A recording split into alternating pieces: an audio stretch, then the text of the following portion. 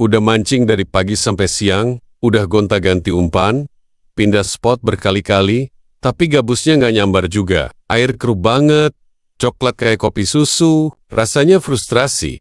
Apalagi kalau ngelihat orang lain juga pulang dengan tangan kosong. Tapi, tunggu dulu. Justru di hari itulah saya nemu satu trik penting yang ternyata sering kita semua lupakan. Dan anehnya, bukan umpannya yang salah. Hari itu saya pulang bawa ikan gabus ukuran besar, padahal moonman saya zong semua. Apa yang saya lakukan beda? Ada satu perubahan kecil yang ternyata bikin perbedaan besar. Dan di video ini, saya akan tunjukkan semuanya ke kamu.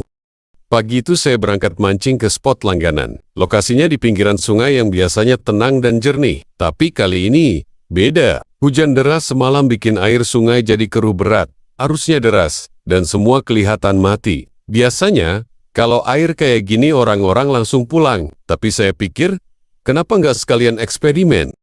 Saya bawa 3 jenis umpan, cacing tanah hidup, pelet racikan, dan 1 kodok karet sebagai umpan buatan. Target saya jelas ikan gabus, predator air tawar yang galak, tapi bisa jadi super malas kalau kondisi air buruk.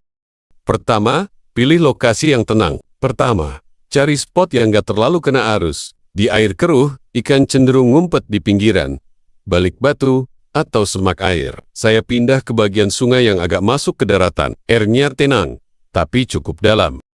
Kedua, mainkan umpan. Jangan diam. Nah, disinilah kuncinya. Banyak pemancing cuma lempar umpan dan nunggu. Tapi di air keruh, gabus mengandalkan getaran, bukan penglihatan. Saya tarik dengan perlahan, hentak sebentar, berhenti, tarik lagi. Gerakan ini ngasih sinyal ke gabus bahwa ada makanan hidup di dekatnya.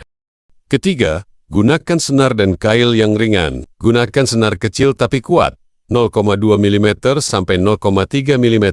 Kenapa? Karena senar kecil minim hambatan di air keruh, jadi gerakan umpan lebih alami. Mata kail juga jangan terlalu besar, supaya pas di mulut gabus yang kadang cuma nyambar separuh. Dan, strike.